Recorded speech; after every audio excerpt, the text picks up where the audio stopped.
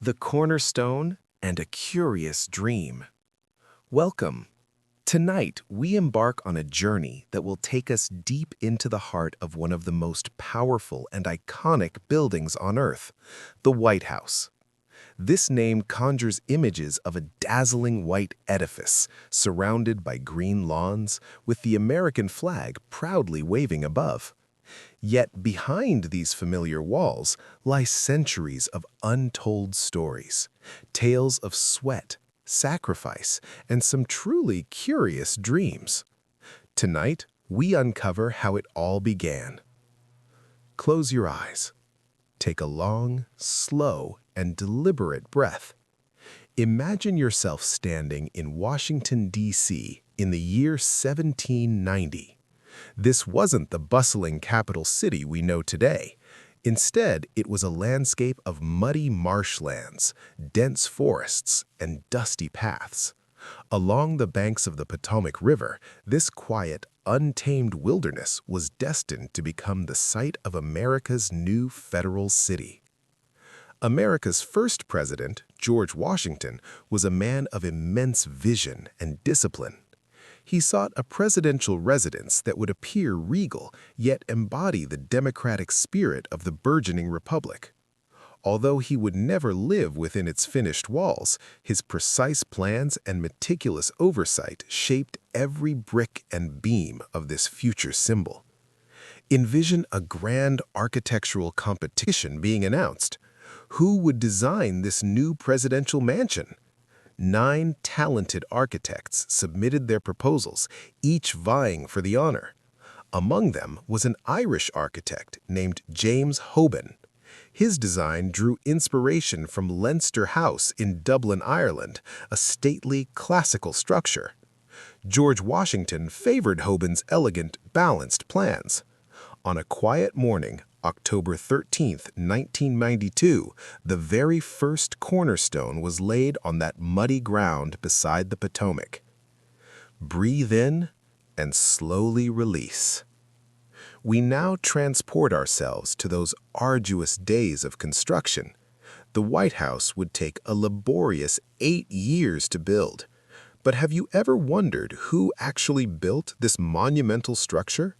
This is a poignant, often overlooked chapter of its history. The foundations of this enduring symbol of freedom were laid by enslaved laborers. Alongside European immigrants, these local African-American enslaved individuals toiled under the sun and through the rain, cutting stone and clearing land. Many were brought from Washington's own Mount Vernon estate. They cleared the dense wilderness, quarried stone from the deep earth, and hauled heavy materials. In every layer of its walls, the silent echoes of their toil remain. As you prepare for sleep tonight, contemplate the stone itself. The walls of the White House were primarily constructed from Aquia Creek sandstone. This stone, in its natural state, was a dull gray. So how did it earn the name White House? Herein lies a fascinating detail. The sandstone was quite porous, susceptible to absorbing moisture. To protect the walls from rain and dampness, they were consistently coated with a thick whitewash, a mixture of lime, rice glue, casein, and lead. This brilliant white coating made the building stand out dramatically against the somber gray of the surrounding wilderness. While it wasn't formally called the White House until 1811, people colloquially referred to it as the White House or the President's Palace from its earliest days. Imagine those long 8 years of construction, the building slowly rising, stone by stone. In the 1790s, advanced technology was non-existent. Every task was performed by hand. Massive timber beams were transported by river. Thousands of laborers worked tirelessly day and night. Yet, when America's first president, George Washington, retired in 1797, the house was still far from complete. He never had the chance to live in the home he so carefully planned. America's second president, John Adams, was the first to occupy the unfinished mansion. It was the year 1900. The house was still a work in progress, disorganized with scattered timber, wet plaster, and a severe lack of furniture.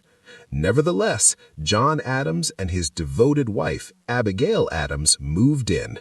It was November 1st, 1900, a chilly day. As Adams spent his first night in the vast, sparsely furnished house, he wrote a heartfelt letter to his wife. In that letter, he famously penned, "I pray heaven to bestow the best of blessings on this house and all that shall hereafter inhabit it. May none but honest and wise men ever rule under this roof." Consider Adam's first night. The house was damp and cold. Even with fires blazing in the numerous fireplaces, it was difficult to warm the cavernous rooms. Abigail Adams, ever practical, was dismayed to find no proper place to dry their laundry. She resorted to stringing ropes across the magnificent East Room of the White House to hang their wet clothes. Visualize that scene, the very East Room where today global leaders gather for crucial discussions and state dinners, once served as a domestic space for presidential laundry. This humble beginning, this blend of grand aspirations and everyday realities, characterized the early days of the White House.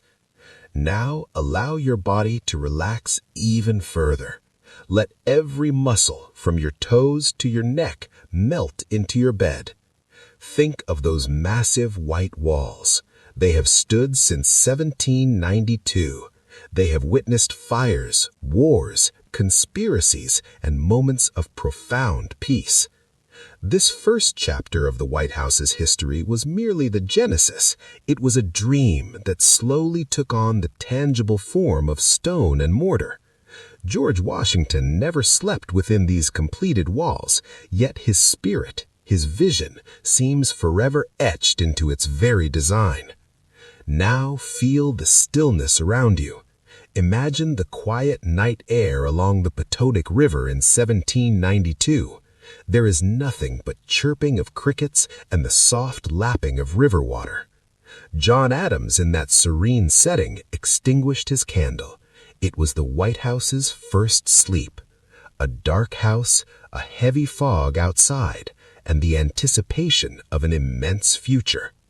You too are now drifting calmly into that darkness. This journey through history will lead you deeper and deeper, but for now, your only task is to rest. The walls of the White House are watching over you. They whisper, "Sleep soundly." In our next chapter, we will uncover the terrifying fire that nearly destroyed this dream. But not tonight. Tonight, only peace. Tonight, only sleep. The war, the flame, and the ghostly rebirth.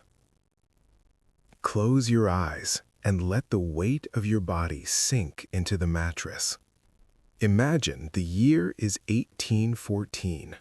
The air is no longer the quiet, swampy scent of the Potomac.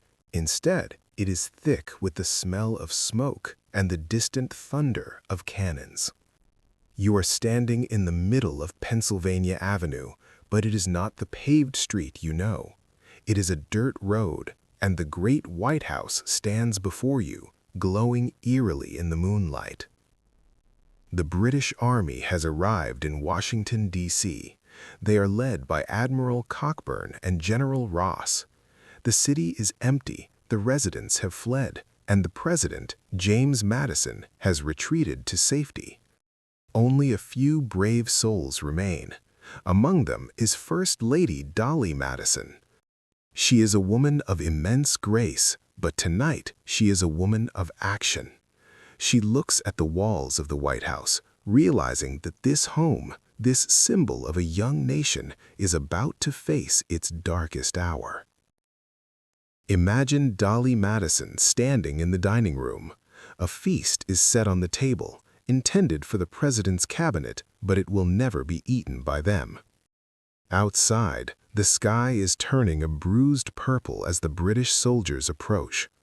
Dolly refuses to leave until the most precious treasure of the house is safe, the full-length portrait of George Washington, painted by Gilbert Stuart. She orders the frame to be broken and the canvas removed. She saves the face of the nation before disappearing into the forest. Now visualize the soldiers entering the house. They are tired, hungry, and vengeful. They find the feast still warm on the table. They sit in the president's chairs, drinking his wine and eating his bread. And then the order is given. They gather the furniture. They pile up the curtains and the books. They strike the matches. Imagine the first flicker of orange light in the east room. The fire catches the heavy drapes. It climbs the wooden frames of the windows. Slowly, the grand rooms we explored in our last journey are swallowed by heat. The windows shatter from the pressure, and the flames roar out into the night sky, visible for miles. The White House is no longer white. It is a hollow, blackened shell, glowing like a dying coal in the heart of the Capitol. But then, nature itself intervenes. A sudden, violent thunderstorm, some say a hurricane, descends on Washington. The rain pours down in sheets, drenching the fires. A tornado rips through the streets, scattering the British troops and extinguishing the flames that threatened to level the house to the ground. The next morning, the sun rises over a ruin. The roof is gone. The interiors are ash. Only the scorched stone walls remain standing, black with soot and scarred by the heat. Breathe in the scent of the rain-washed stone. Imagine the silence that followed that storm. For many, it seemed the experiment of America was over, but James Madison returned. He looked at the blackened walls and made a choice. The house would not be abandoned. It would be rebuilt, even grander than before. This is when the legend of the White House truly took hold.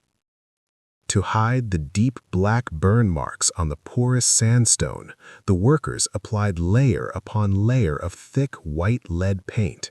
It was so bright, so dazzling, that it looked like a new building.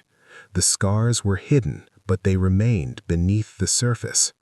To this day, if you were to peel back the layers of paint in certain parts of the house, you would still find the charred wood and the darkened stone from that night in 1814.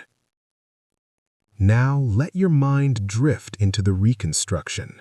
Imagine the sound of hammers in the quiet morning. Irish stonemasons and enslaved laborers are working side by side again.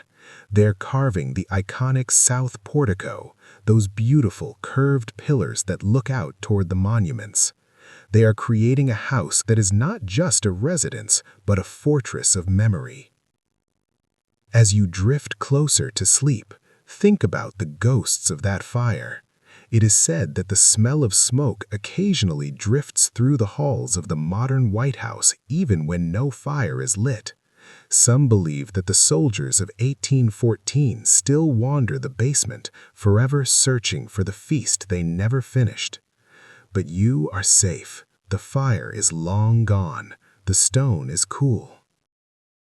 Visualize the house as it stands now in the moonlight of your mind. It is perfectly still. The white paint reflects the stars. The windows are dark. The heavy curtains are drawn. The history of the flame has given the house a soul. It is a house that has died once and been reborn. Feel the coolness of the night air. Your breathing is slow and steady, matching the quiet rhythm of the Potomac River nearby. The house is a sentinel. It has survived the worst of humanity and the best of nature. It stands as a reminder that even after the fire, we can rebuild. Your journey into the flame is over. The soot has been washed away. The white paint is dry. You are walking through the restored halls, and the floorboards are silent beneath your feet. The fire was 200 years ago, and today there is only peace. Sleep now. as the image of the glowing white portico fades into the mist. In the next part, we will explore the secret tunnels and the hidden rooms that lie beneath these floorboards. But for now, there is only the quiet. There is only the dark. There is only rest.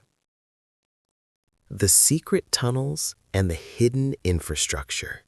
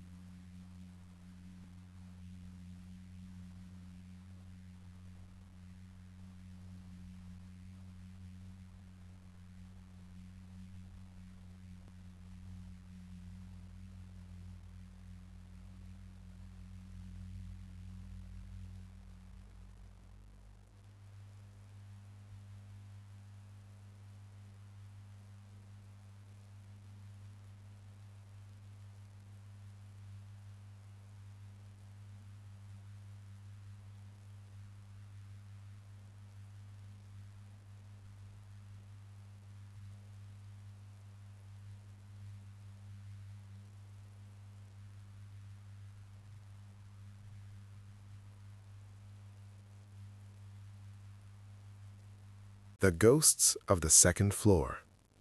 As we ascend from the cool, silent tunnels of the deep earth, we return to the heart of the residence, the second floor.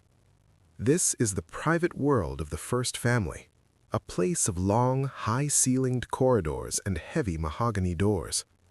But as the sun sets and the grand chandeliers of the public rooms below are dimmed, a different kind of life is said to stir in these halls. The White House is often called the most haunted house in America, and tonight we explore the lingering echoes of those who lived, breathed, and worked within these walls, and who, according to many, have never truly left. Imagine the second-floor center hall at midnight. The air is still, and the long shadows of the antique furniture stretch across the polished floorboards. This floor has been the setting for the most intimate moments of history: births, deaths, weddings, and the quiet late-night pacing of weary leaders. It is a place where the past does not feel like a memory, but like a physical presence. Take a slow, deep breath and imagine the silence of this hallway. It is a heavy silence, filled with the weight of 200 years of secrets. The most famous of these eternal residents is, of course, Abraham Lincoln. His presence is felt most strongly in the Lincoln bedroom, a room he used as an office during the Civil War. It was here that he signed the Emancipation Proclamation, and it is here that many guests and staff have reported seeing a tall, gaunt figure standing by the window, looking out toward the Potomac as if still searching for a way to heal a broken nation. Imagine a cold winter night. The wind rattles the window panes. A guest is sleeping in the great rosewood bed when they feel a sudden chill in the room. They open their eyes and see the silhouette of a man in a frock coat, his head bowed in deep thought, illuminated by the faint glow of a street lamp outside. He does not speak, he simply exists in the stillness of the room, a ghost of heavy responsibility. But Lincoln is not alone in his nocturnal wanderings. There are stories of Abigail Adams, the first woman to ever call this house a home. You may remember her from our first journey, hanging laundry in the East Room. Even today, staff members have reported the scent of wet lavender and old-fashioned soap drifting through the hallways of the second floor. Some claim to have seen a woman in a lace cap and a long dress walking through the doors of the laundry room, her arms laden with invisible linens. She is a ghost of duty and domesticity, a reminder of the days when the White House was a raw, unfinished mansion in the wilderness. Imagine the sound of her footsteps, a soft, rhythmic swish-swish of silk against the floorboards, moving with purpose through the dark. As you drift closer to sleep, consider the yellow oval room. This beautiful room, with its view of the South Lawn, was a favorite of many first ladies. It is here that the ghost of Dolly Madison is said to appear, but she is not seen in the halls, she is seen in the garden. When First Lady Edith Wilson tried to dig up Dolly's beloved rose garden in the early 20th century, gardeners reported that the ghost of Dolly Madison appeared in a state of fury, protecting her flowers. The roses were left alone, and to this day, the scent of blooming roses is said to fill the second-floor rooms even in the dead of winter. Imagine that scent now, a sweet, heavy floral aroma that calms the mind and fills the air with a sense of timeless elegance. There is also the story of the Rose Room, a guest suite often used by visiting royalty. Queen Wilhelmina of the Netherlands once stayed in this room and reported a knock at the door in the middle of the night. When she opened it, she saw the figure of Abraham Lincoln standing in the hall. She fainted away, and when she woke, the hallway was empty. These encounters are not described as frightening, but as profound. To meet a ghost in the White House is to touch the living fabric of history.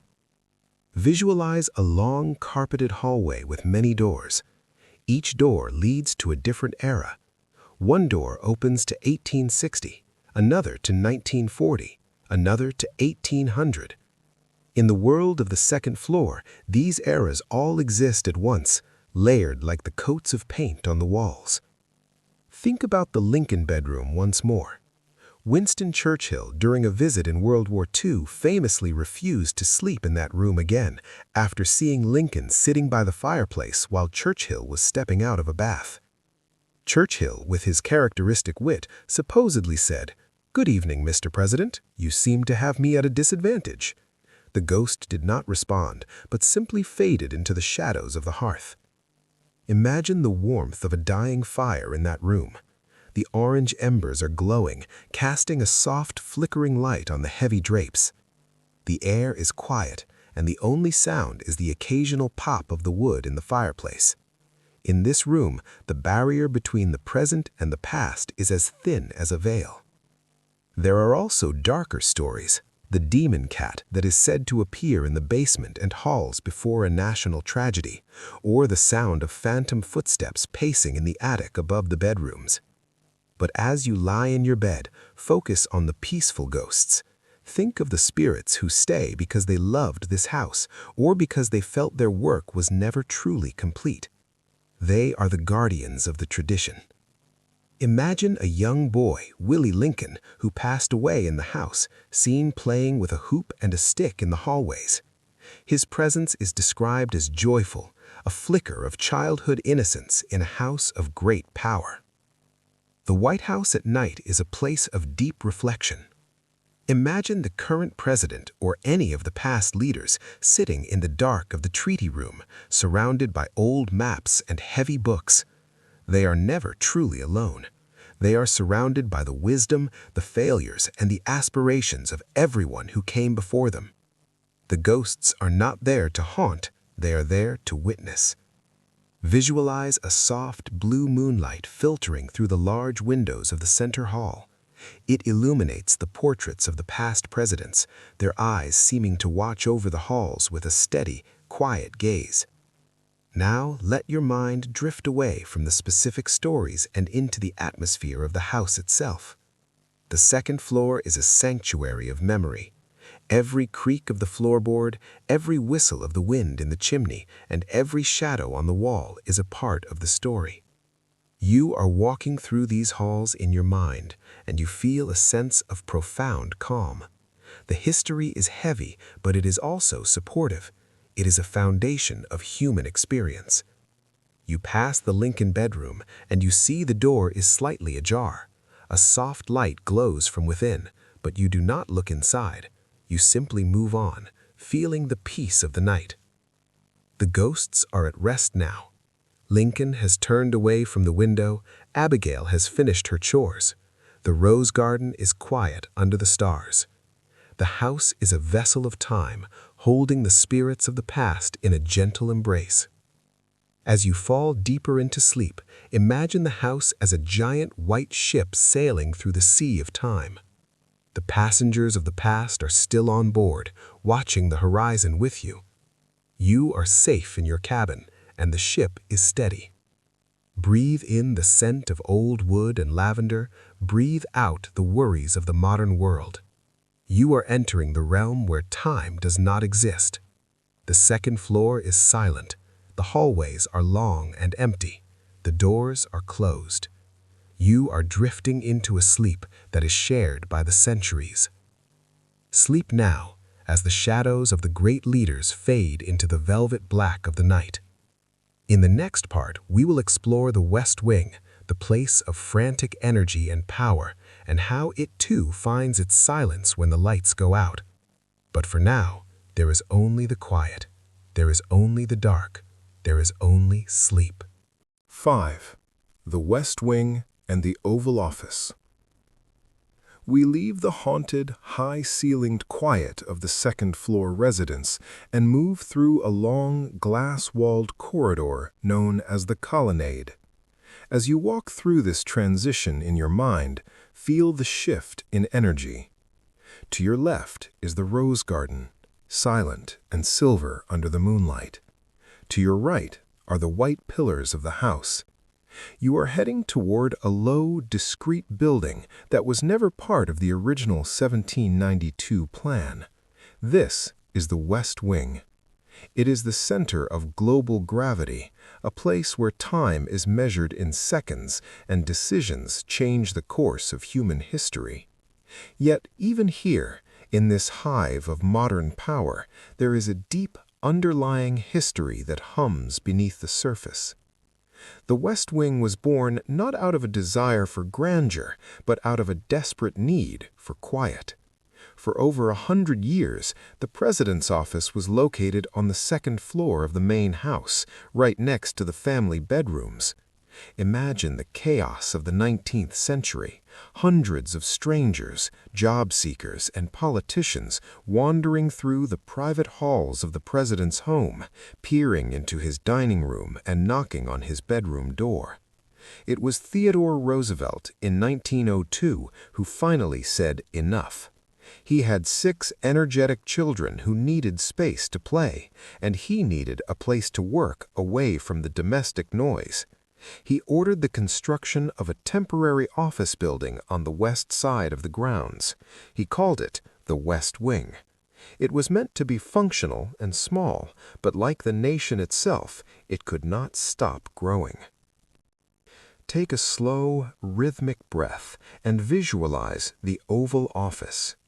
It is perhaps the most famous room in the world, yet it feels surprisingly intimate when you're inside it. The shape of the room is not accidental. It was designed to echo the curved blue room in the main house, a shape that allows a leader to see everyone in the room at once, fostering a sense of direct communication. Imagine the room at 2 a.m. The heavy gold-fringed curtains are drawn tight over the 3 large windows that look out toward the south lawn. The Resolute desk, a massive piece of oak carved from the timbers of a British Arctic exploration ship, stands silent in the center of the room. This desk has been touched by almost every president for over a century. Feel the grain of the ancient wood under your hand. It is cool, solid, and heavy with the weight of signatures that ended wars and began new eras. The floor of the Oval Office is covered by a thick, custom-made rug, usually bearing the seal of the president in the center. Imagine walking across this rug. Your footsteps make no sound. The air in this room is filtered and pressurized, creating a strange artificial silence, a vacuum of power where the noise of the outside world is completely erased. In this room, there are no ticking clocks. There are only the silent faces of the clocks on the wall, tracking the time in distant capitals. Visualize the 2 chairs in front of the fireplace. This is where kings, queens, and revolutionaries have sat to speak with the leader of the republic. The fireplace is dark now, the white marble mantelpiece glowing softly in the dim security lights. Above it hangs a portrait, perhaps of Washington or Lincoln, their painted eyes watching the room with a steady, unblinking gaze. As you drift closer to sleep, consider the cabinet room just down the hall. This is a long, rectangular room dominated by a massive mahogany table.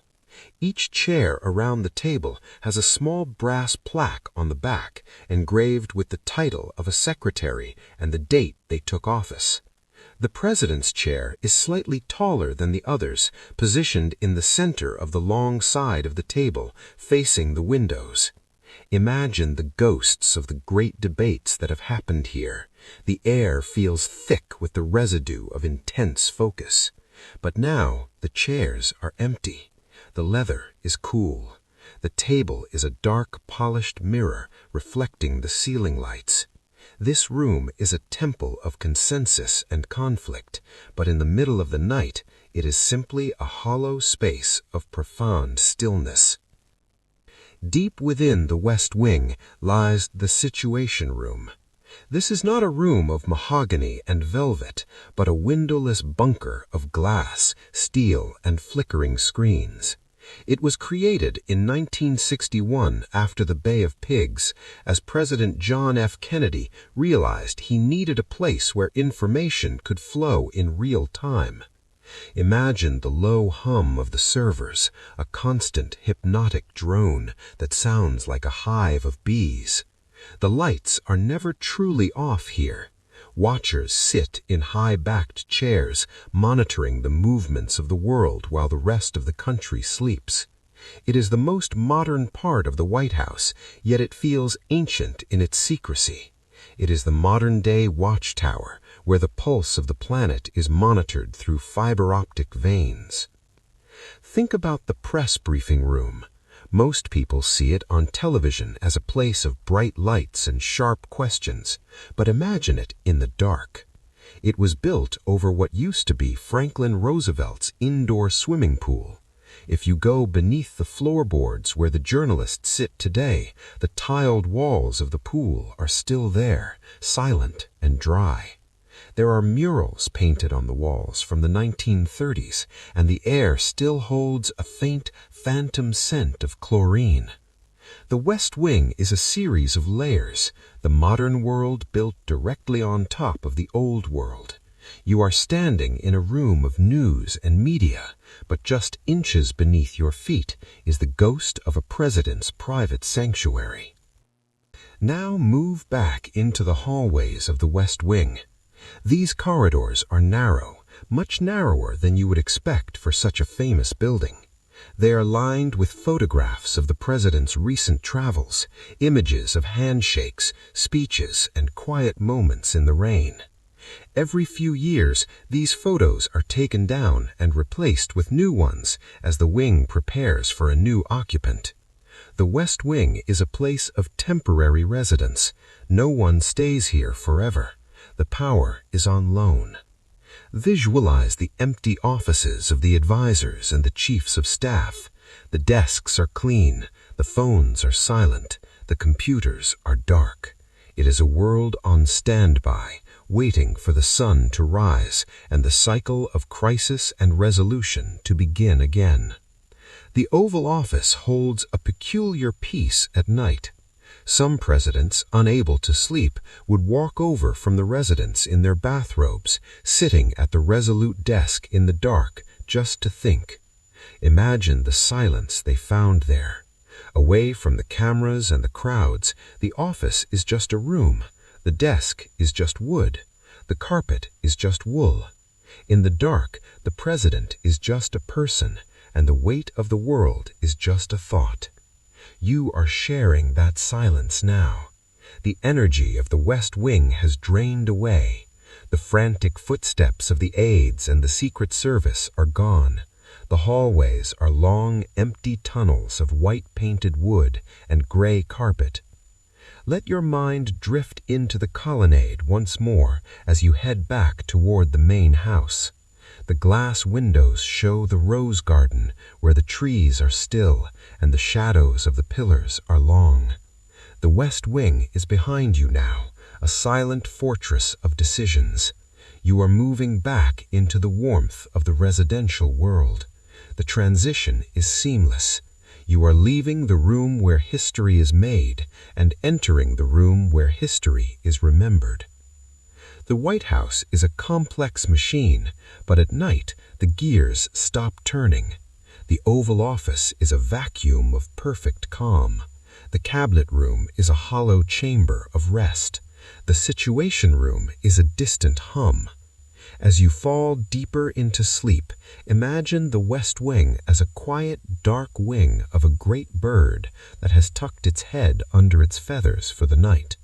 The power is still there, but it is asleep. It is resting so that it can be strong tomorrow. Breathe in the quiet authority of the room. Breathe out the restlessness of your own mind. You are drifting into a sleep that is protected by the most secure walls in the world. The lights are low. The doors are locked. The history is silent. Sleep now, as the image of the curved blue rug and the dark mahogany desk fades into the shadows. In the next part, we will explore the East Wing, the domain of the First Lady, social history, and the secret bunker that lies beneath. But for now, there is only the quiet. There is only the dark. There is only sleep. We transition now from the frantic masculine energy of the West Wing, crossing back through the main residence and moving toward the East Wing. While the West Wing is the office of the President, the East Wing has historically been the domain of the First Lady and the social heart of the mansion. It is a place of grace, of flower arrangements, and of delicate calligraphy. But beneath this surface of elegance lies the most reinforced secret in the entire complex. The East Wing is a paradox. It is both the softest and the hardest part of the White House. It is a place where high tea meets high security, and tonight we will walk through its silent corridors and descend into its hidden depths. The East Wing, as we know it today, was constructed during World War II under the direction of Franklin D. Roosevelt. On the surface, it serves as the entrance for guests arriving for state dinners. Imagine walking through the East Colonnade at night. The windows look out onto the Jacqueline Kennedy Garden, where the boxwood hedges are perfectly manicured and the silver moonlight catches the dew on the grass. The hallway is lined with portraits of first ladies, women who defined the style and the social conscience of their eras. Their eyes are kind and steady. The air here smells faintly of fresh lilies and polished wax. It is a quiet, beautiful space, designed to put visitors at ease before they enter the grandeur of the staterooms. But as you breathe slowly and let your mind settle, we must look at what lies beneath your feet. During the early days of 1942, as the world was engulfed in conflict, a massive excavation began under this very wing. They weren't just building a basement, they were building a sanctuary. This is the PEOC, the Presidential Emergency Operations Center. Imagine a hidden elevator, its doors disguised by the wood paneling of the hallway. You step inside, and instead of going up to the bedrooms, you go down, deep into the bedrock of Washington, D.C. The air changes. It becomes dry, cool, and perfectly recycled. The soft carpet of the East Wing is replaced by hard utilitarian floors. The sound of the wind in the garden vanishes, replaced by the low, constant thrum of air filtration systems. Visualize the heavy steel doors of the bunker. They are airtight and thick enough to withstand the pressure of a nuclear blast. When you step through them, you are in a world where the sun never rises and the stars never shine. This is the room where Vice President Dick Cheney was whisked away on the morning of September 11, 2001. It is a room of low ceilings and bright fluorescent lights that never dim. There are rows of computers, secure phone lines, and television monitors that show the pulse of the nation in real time. In the middle of the night, this room is sparsely populated. A few silent watchers sit at their consoles, their faces illuminated by the blue glow of the screens. It is the quietest, most intense room in the world, a place where the survival of the government is managed in total isolation. As you drift closer to sleep, think about the contrast between the world above and the world below. Above, in the East Wing, there is the calligraphy office, where artists handwrite invitations for kings and queens with gold ink on thick parchment. Below, there are technicians monitoring satellite feeds and encrypted codes. One world is dedicated to the beauty of the past, the other is dedicated to the survival of the future. The East Wing holds both of these realities in a delicate balance. Imagine the silence of the bunker at 3 a.m. There is no weather here.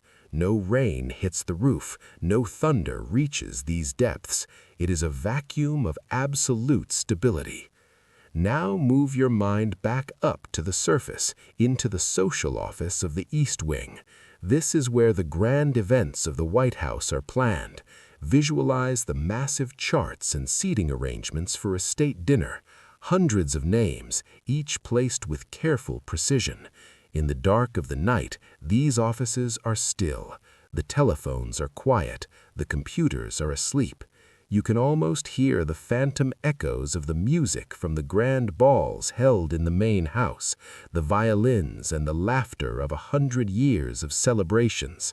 The East Wing is the gatekeeper of the house's hospitality. Every guest who has ever walked through these doors has felt the weight of history and the warmth of a welcome. Beneath the East Wing, there is also the White House Theater. This was once a long cloakroom, but Franklin Roosevelt converted it into a private cinema. Imagine sitting in one of the plush velvet seats in the dark. The projector is silent. This is where presidents and their families go to escape the pressures of the office for a few hours, watching movies in the safety of their own home. Even this room of entertainment is part of the hidden infrastructure. It is a windowless chamber tucked away from the prying eyes of the world. It is a place of stories within a house of stories. Think about the garden room that connects the East Wing to the residence. It is a glass-enclosed space filled with green plants and soft light. At night, it feels like a tropical oasis in the middle of a stone fortress. You can see the dark silhouette of the White House towers against the sky. The contrast between the glass walls of the garden room and the thick concrete walls of the bunker below is the true story of the East Wing. It is a place that strives for openness and beauty while remaining prepared for the unthinkable. You are walking through this garden room now, and the air is humid and sweet. You are far away from the screens and the steel doors of the basement. The East Wing is a guardian. It protects the social traditions of the presidency, and it protects the life of the president in times of crisis. It is a wing of both grace and iron. Imagine the entire wing now, the white pillars, the roses in the garden, and the deep, silent bunker buried beneath the roots of the trees. It is all one structure, a complex shield built to endure. The bunker is silent, the theater is dark, the calligraphy pens are resting in their holders, the First Lady's offices are quiet, the world is at rest. Feel the security of this place. The East Wing is a fortress of peace. Whether in the beauty of the gardens or in the safety of the deep earth, there is a sense of absolute protection. You are sharing in that protection now. The weight of the world's worries cannot reach the bunker, and they cannot disturb the garden. You are shielded by layers of history and layers of stone. Breathe in the scent of the garden roses. Breathe out the tension of the day. You are descending into a sleep that is deep and reinforced. The bunker is at standby. The halls are empty. The night is still. You are moving into the quietest rooms of your mind, where no noise can reach you. Sleep now as the image of the white colonnade and the heavy steel door fades into the mist. In the next part, we will explore the state dining room and the green room, the places where the world's most powerful people gather to talk and the secrets those walls have overheard. But for now, there is only the quiet, there is only the dark, there is only sleep. We leave the modern wings and the deep, silent bunkers behind, returning once more to the grand floor of the main residence. This is the stage upon which the American presidency is presented to the world. These are the staterooms, the East Room, the Blue Room, the Red Room, and the Green Room. By day, they are filled with the soft chatter of tourists and the heavy footsteps of dignitaries, but at night they are hollow cathedrals of history. The air here is different. It is still, filtered by time, and carries the faint scent of beeswax, old silk, and wood smoke. As you walk through these rooms in your mind, let the grandeur wash over you like a gentle wave, slowing your pulse and easing your thoughts into the fabric of the past. Imagine the state dining room at 3 a.m.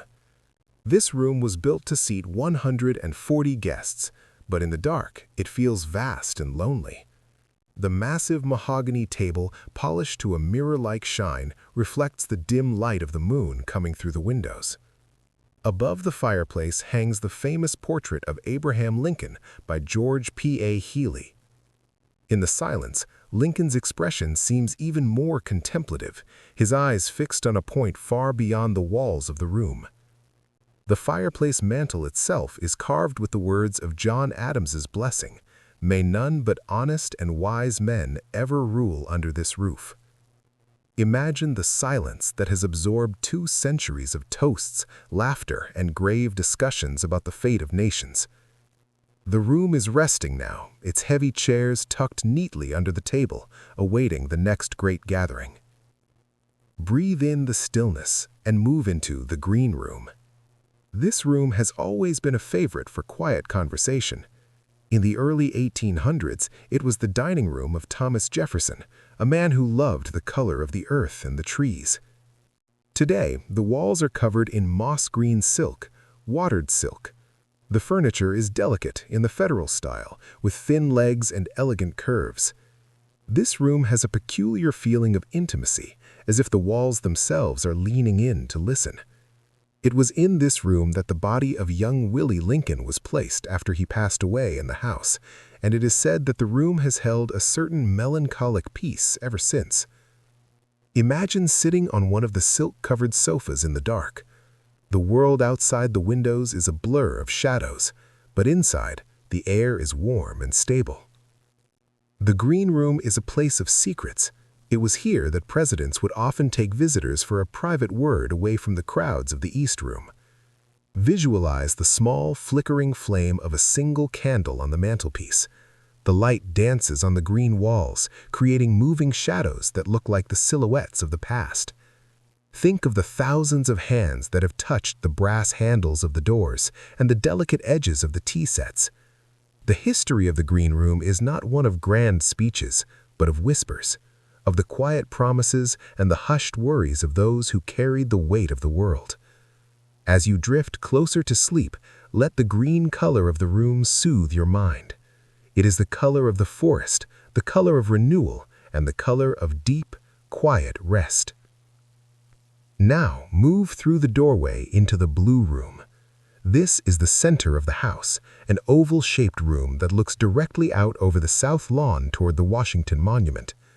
The walls are covered in blue cream-colored wallpaper with gold borders. This room is the primary reception room for the president.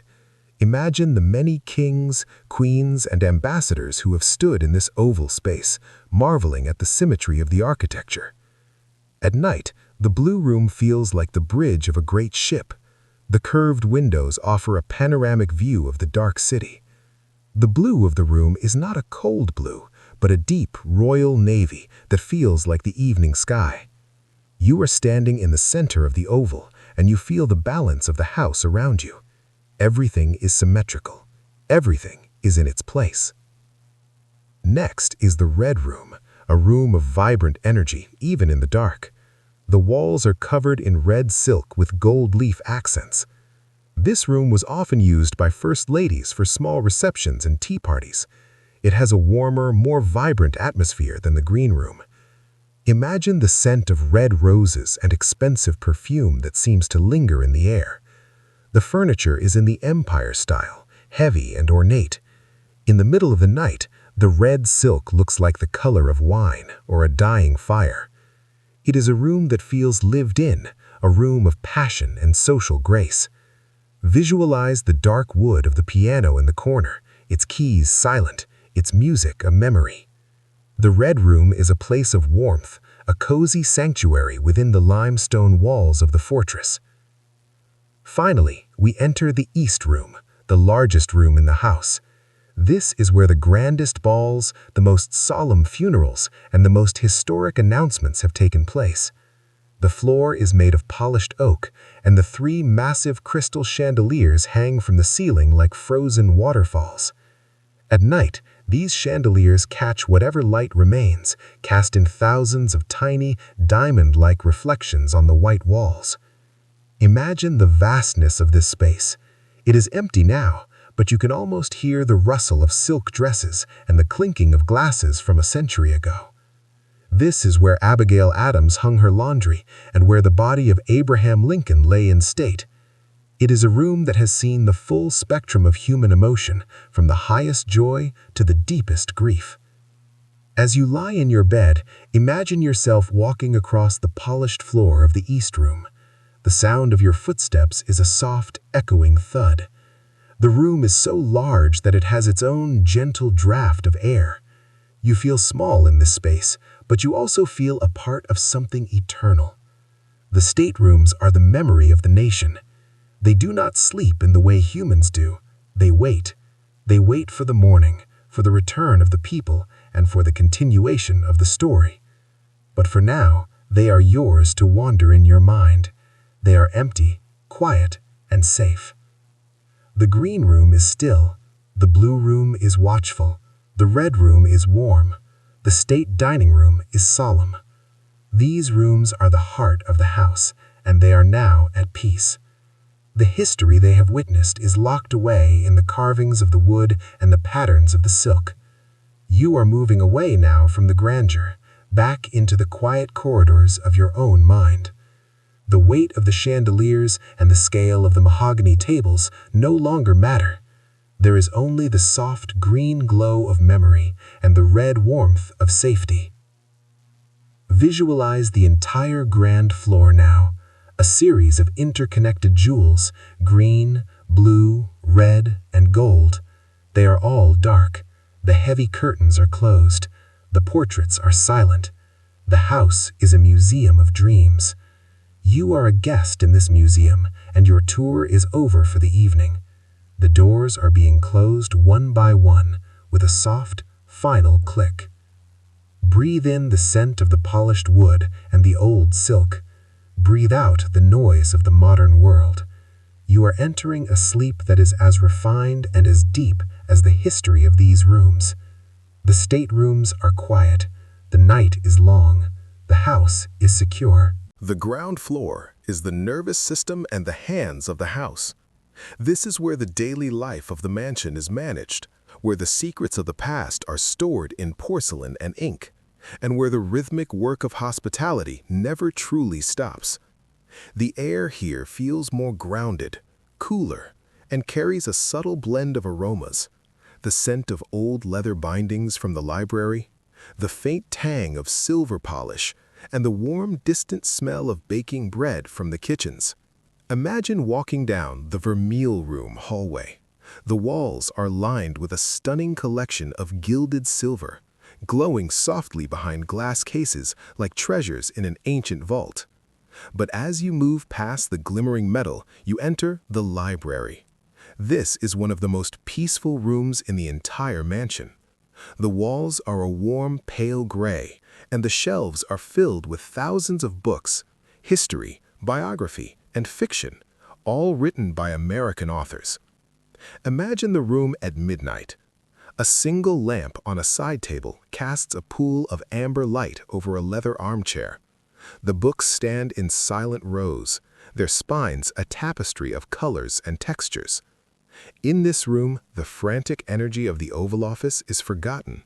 It is a sanctuary of thought. Feel the weight of the collective knowledge surrounding you. It is a heavy, comforting blanket that silences the mind. Breathe in the scent of aged paper and cedar wood. As you drift deeper into relaxation, we move into the China Room. This room is a silent archive of every presidency. Behind glass-fronted cabinets, the official state dinner services are displayed, arranged chronologically. You see the vibrant sulfurino purple of the Lincoln china, the delicate floral patterns of the Caroline Harrison era, and the bold gold of the modern sets. Each plate has felt the heat of a state dinner and the clink of a silver fork during a historic toast. In the dark, the porcelain looks like moonlight caught in glass. It is a room of fragile beauty, reminding us that even in a house of stone and steel, the most delicate traditions are the ones that endure. Visualize the patterns on the plates, the intricate eagles, the gold leaf rims, all resting in the perfect stillness of the night. Further down the hall, we reach the heart of the ground floor, White House kitchens. While the rest of the house might be silent, the kitchen is a place of eternal readiness. Imagine the vast stainless steel surfaces scrubbed clean and reflecting the dim night lights. The copper pots hang in perfect rows, their polished surfaces gleaming like old coins. This is where meals for 5 people or 500 are prepared with mathematical precision. In the middle of the night, the heavy ovens are cooling and the large refrigerators hum with a low, steady frequency. It is a professional silence, a state of pause before the early morning bakers arrive to begin the day's bread. Imagine the lingering scent of vanilla and roasted herbs, a ghostly reminder of the evening's feast drifting through the tiled corridors. The ground floor is also home to the diplomatic reception room, the main entrance for the first family and their guests. The walls are covered in rare panoramic wallpaper from the 1830s, depicting American landscapes. In the dark, these scenes of harbors and mountains seem to come alive, as if the room itself is a window into the vastness of the country. This was the room where President Franklin D. Roosevelt delivered his fireside chats. Imagine the glow of the fireplace and the sound of his voice, calm, steady, and reassuring, traveling through the radio waves to millions of homes. The room still holds that sense of comfort. It is a place of welcome, a place where the outside world is invited in to sit by the hearth. As you lie in your bed, visualize the long, vaulted corridor that runs the length of the ground floor. The floors are made of cool, white marble, and the arches of the ceiling create a rhythmic pattern of shadows. It feels like the cloister of a quiet monastery. Every few steps, there is a niche with a bust of a past leader or a historical figure, their stone features softened by the dim light. You are walking slowly down this hall, and with every step, you feel more grounded, more connected to the earth. There are no grand speeches here, only the functional beauty of a house that knows its purpose. Think about the map room, once a secret operations center during World War II, now a quiet space for private meetings. It was here that Roosevelt tracked the movements of ships and armies across the globe. Today, the maps on the walls are historical, their colors faded to soft pastels. The room feels like a study, a place for contemplation. In the silence of the night, the maps represent a world that has been mapped and remapped, a reminder of the passage of time and the shifting of borders. The map room is a place of perspective, helping you to see your own life as a small, peaceful point on a much larger journey. Now, imagine the curator's office and the flower shop, small, busy rooms that are now locked and dark. In the flower shop, the scent of cut stems and cold water lingers in the air. The vases are empty, waiting for the morning's delivery of roses and lilies. In the curator's office, files and photographs of the house's furniture and art sit on desks, a silent record of every chair and painting that has ever graced these halls. The ground floor is the guardian of the house's identity. It keeps the records, it polishes the silver, and it prepares the food. It is the humble, essential foundation.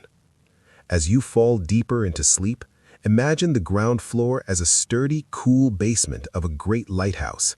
The storms may howl at the top, and the light may spin, but down here, everything is solid and calm. The stone walls are thick. The marble floors are still. The porcelain is safe in its cases. The books are quiet on their shelves. The kitchens are clean and waiting. You are tucked away in this lower level, far from the wind and the noise. You are surrounded by the things that last: stone, silver, and stories.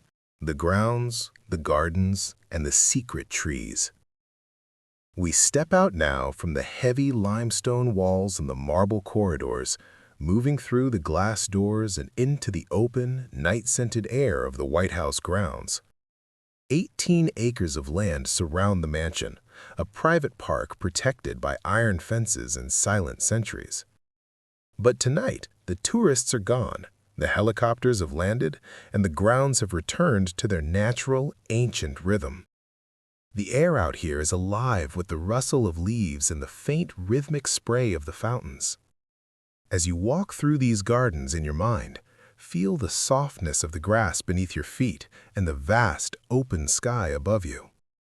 The grounds are not just a lawn, they are a living botanical museum, a collection of memories rooted deep in the American soil. Imagine the rose garden just outside the West Wing. In the moonlight, the roses lose their vibrant reds and yellows, turning into soft shades of silver and charcoal.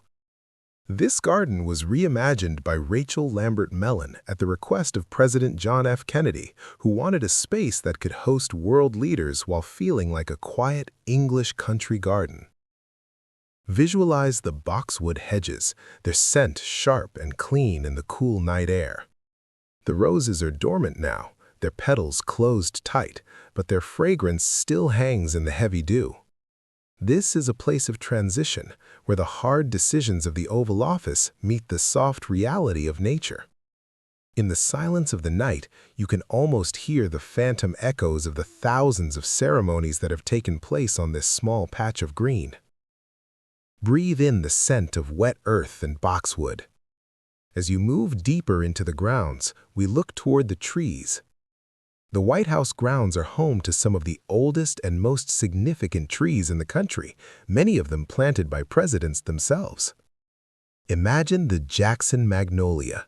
Planted in the 1820s by Andrew Jackson in memory of his late wife, Rachel, it has stood for nearly 200 years. Its dark, waxy leaves have shaded dozens of presidents and witnessed the changing of centuries. In the middle of the night, the magnolia looks like a giant brooding guardian, its gnarled trunk a testament to survival. Feel the permanence of the tree. It has outlasted wars, fires, and administrations. It is a slow, steady heartbeat in a world of frantic change. Further along the path, we find the Hoover oak and the Eisenhower pine. Each tree is a living marker of time. There are elms planted by John Quincy Adams and maples planted by Ronald Reagan. Imagine these trees at night, their branches reaching upward like dark lace against the stars. They do not hurry. They do not worry about the news of the day. They simply grow, inch by inch, decade by decade. As you drift closer to sleep, let the patience of the trees influence your own mind. There is no rush. There is only the slow, deep process of being. The trees are breathing with you, inhaling the night, exhaling a quiet peace. Now, visualize the South Lawn. This is the great expanse of green that stretches toward the Washington Monument. At night, it feels like a vast, dark ocean. In the center sits the South Fountain, its water rising and falling in a constant hypnotic loop. The sound of the water is a natural white noise, a steady hush-hush that drowns out the distant hum of the city. Imagine the spray of the water catching the moonlight, turning into a shower of diamonds before falling back into the pool. This lawn has hosted Easter egg rolls, state arrivals, and marine helicopters, but in the dark, it is just a meadow. It is a place of absolute openness, a sanctuary of space in a crowded world. Think about the Jacqueline Kennedy garden on the east side of the house. While the Rose Garden is formal and public, the East Garden is more intimate, designed for reflection. There are flowering crabapple trees and perennials that change with the seasons. In the autumn, the leaves crunch softly underfoot. In the spring, the air is thick with the scent of cherry blossoms. Imagine sitting on a stone bench in this garden at midnight. The white pillars of the east wing are glowing softly behind you. The world is perfectly still. This garden was designed as a tribute to the beauty of the land, a place where the First Lady could find a moment of private grace. The grounds also hold hidden histories. Beneath the north lawn, there are rumors of old tunnels and forgotten footings from the original construction. Near the south portico, there is a small, hidden putting green and a children's garden with the handprints of presidential grandchildren pressed into the stones. The grounds are a family home as much as they are a national stage. Imagine the swing set and the tree houses of past generations, now silent in the dark. The ghosts of children's laughter are tucked away in the shadows of the oaks. It is a place where the human scale of the presidency is most visible in the garden paths and the branches of the trees. As you fall deeper into sleep, imagine the beehives on the south grounds and the vegetable garden established by Michelle Obama. The bees are sleeping now in their wooden boxes, and the soil is resting, preparing the nutrients for the next season's harvest. The White House grounds are a cycle of life. Nothing is static. The leaves fall, the frost comes, the buds bloom, and the sun returns. You are a part of that cycle. You are in your season of rest, a time to gather your strength and let your thoughts go dormant. Visualize the entire 18 acres now as a dark green emerald set in the center of the White City. The iron gates are locked. The sentries are at their posts, moving silently through the shadows. The house stands in the center, its white walls a beacon in the dark, but the gardens are the soul of the place. They provide the oxygen, the shade, and the beauty that sustains the house. The fountains are whispering to the grass. The magnolias are watching the moon. The roses are dreaming of the sun. The Truman Reconstruction and the Hollow House. We arrive now at perhaps the most surreal chapter in the long life of the mansion, the moment when the White House almost ceased to exist. Imagine the late 1940s. President Harry S. Truman is living in the house, but he begins to notice strange things. The floors creak with a ghostly moan. A chandelier in the blue room begins to sway for no reason, its crystal droplets tinkling like a warning bell. In 1848, the president's own daughter's piano leg actually breaks through the floorboards of the second floor, sinking into the ceiling of the room below. The house, built on a dream in 1792 and burned in 1814, was literally falling apart from the inside out. Tonight, we explore the Hollow House, the 4 years when the White House was nothing but a fragile stone shell held up by air. Take a slow, deep breath and visualize the scene in 1949. The engineers have made a terrifying discovery. The heavy internal brick walls were resting on nothing but soft clay and rotting timber. The weight of the house was crushing its own foundations. Truman had a choice: tear it down and build a modern palace, or save the soul of the home. He chose to save it. But to do so, they had to perform a miracle of engineering. They had to scoop out the entire inside of the house, leaving only the 4 exterior stone walls standing. Imagine the sight: a massive, historic limestone box, empty and hollow, with the blue sky visible from the basement. Breathe in the scent of dust and ancient stone. Imagine the sound of the world's most delicate demolition. Workers moved with an agonizing care, removing the historic mantles, the intricate moldings, and the mahogany doors, numbering each piece so they could one day return home. Then the heavy machinery moved in. Because the exterior walls were so fragile, they couldn't use large bulldozers. Instead, they used tiny, specially designed tractors that could fit through the front door. Visualize these miniature machines crawling across the dirt floor inside the house, digging a new, deep basement into the earth. The house was no longer a home. It was a cavernous construction site, held together by a spider web of steel scaffolding. As you drift deeper into sleep, think about the silence of that hollow shell. For 3 years, the president lived across the street at Blair House. The White House stood as a ghost on Pennsylvania Avenue. If you had stood in the center of the north portico during those years and looked through the windows, you wouldn't have seen rooms or hallways. You would have seen a forest of steel beams and the dark, raw earth below. It was a house in a state of deep structural meditation. It had been stripped of its vanity, stripped of its furniture, and stripped of its power.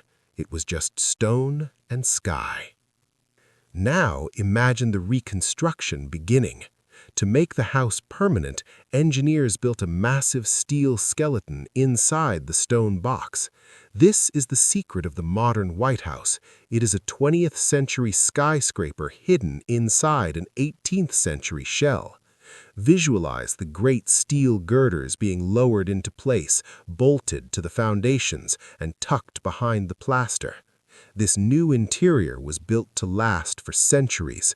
It wouldn't creak, it wouldn't sway, it wouldn't moan. It was solid. As you lie in your bed, feel that same sense of structural integrity. Your own foundation is solid. Your room is secure.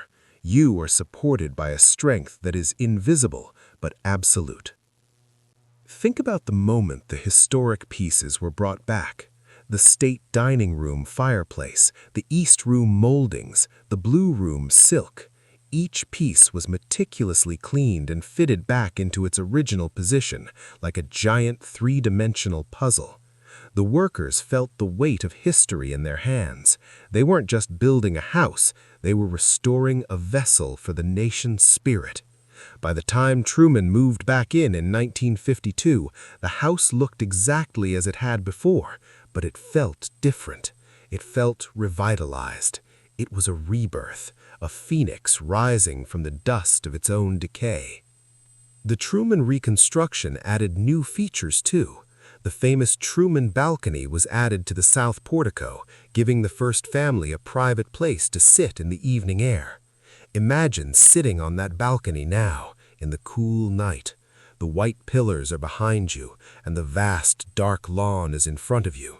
The house feels sturdy beneath you. The tremors of the past are gone. The house is no longer rotting. It is reinforced with the strongest steel. It is a house that has been through the ultimate transformation and survived. Consider the hollow years as a metaphor for rest. Sometimes we must clear out the clutter of our minds, stripping away the noise and the stress until only the essential structure remains. We must allow ourselves to be hollow for a while so that we can be rebuilt stronger. The White House did this for 4 years, and it emerged more beautiful than ever. You are doing this now. You are letting go of the day, clearing the rooms of your mind, and allowing yourself to be supported by the stillness. Visualize the house as it stands today. It looks ancient, but its heart is modern. It holds the memories of 1800, but it has the strength of 1952. It is a perfect blend of the old and the new. In the moonlight, the limestone walls show the faint marks of the tools used by the original stonemasons, but inside, the steel beams are silent and steadfast. The house is a fortress of continuity. It has survived fire, war, and time itself. As you fall deeper into sleep, imagine the hollow house slowly filling with light again. The rooms are being furnished, the books are being returned to the library, the clocks are being wound. The house is breathing again. You are breathing with it, slow, deep, and rhythmic. The work is finished. The reconstruction is complete. The house is whole. The secrets of the Oval Office decor.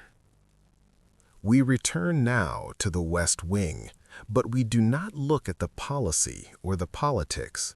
Instead, we look at the objects, the silent symbols that decorate the most famous office in the world. The Oval Office is not just a room, it is a carefully curated museum of a president's soul and a nation's history. Everything within these curved walls is chosen with intent. From the carpet beneath your feet to the ceiling above your head, every detail tells a story. At night, when the room is empty and the desk is clear, these objects seem to speak in a language of symbols. Take a slow, deep breath and visualize the resolute desk. It is the anchor of the room. As we mentioned before, it was a gift from Queen Victoria in 1880, carved from the oak timbers of the HMS Resolute. But look closer in your mind at the front of the desk. There is a panel featuring a carving of the presidential seal. This panel was added by Franklin D. Roosevelt to hide his leg braces from the public eye. Imagine the strength required to lead a world at war while hidden behind this beautiful dark oak barrier. The wood is cool and smooth, polished by the hands of nearly 30 presidents. In the dark, the oak seems to hold the warmth of the sun that once shone on the British ship in the Arctic ice. Breathe in the scent of old wood and history. Now, look down at the floor. Every president has the opportunity to design their own Oval Office rug. These rugs are massive, woven in a single piece, and always feature the presidential seal at the center. But there is a secret in the seal. The eagle in the center holds an olive branch in its right talon, symbolizing peace, and a bundle of 13 arrows in its left, symbolizing the readiness for war. In the middle of the night, the eagle's head is always turned toward the olive branch. It is a silent prayer for peace that remains even when the room is dark. Feel the thickness of the wool beneath your feet. It is soft and heavy, designed to muffle the sound of footsteps and create a sanctuary of quiet. As you drift deeper into sleep, let your eyes move to the ceiling medallion. High above the resolute desk, the ceiling is adorned with a grand plaster relief of the presidential seal. It is a constant reminder that the office is larger than the person sitting within it. The symmetry of the oval shape is repeated everywhere, in the curves of the walls, the shape of the rug, and the molding of the ceiling. This symmetry creates a sense of balance and order. Imagine the shadows cast by the moon as they move slowly across the curved walls, tracing the lines of the white plaster. The room feels like it is breathing, a perfect circle of history. Think about the art on the walls. Each president chooses paintings and bronzes that reflect their values. Some choose portraits of Washington or Jefferson, reminding them of the origins of the Republic. Others choose landscapes of the American West, symbolizing the vastness and the potential of the country. On the mantelpiece, there might be a bust of Martin Luther King Jr. or Winston Churchill. In the dark, these bronze faces are still and silent. They are the council of ghosts that advise the president. Imagine the soft glint of the bronze in the low light, the steady gazes of the great thinkers and leaders watching over the room. There is a small, often overlooked detail on the resolute desk, a small wooden box with a single gold button. For many years, this button was used by presidents to summon a steward to bring a cup of coffee or a glass of water. It is a simple object, but it represents the incredible service that keeps this house running. Now the button is still. The box sits quietly on the leather top of the desk. Every object in this room, from the grandest portrait to the smallest button, is a part of the machinery of power. Now, visualize the 3 large windows behind the desk. They are made of bulletproof glass, several inches thick. Through them, you can see the dark silhouette of the Washington Monument. The curtains are heavy, often made of gold or blue silk, held back by thick tassels.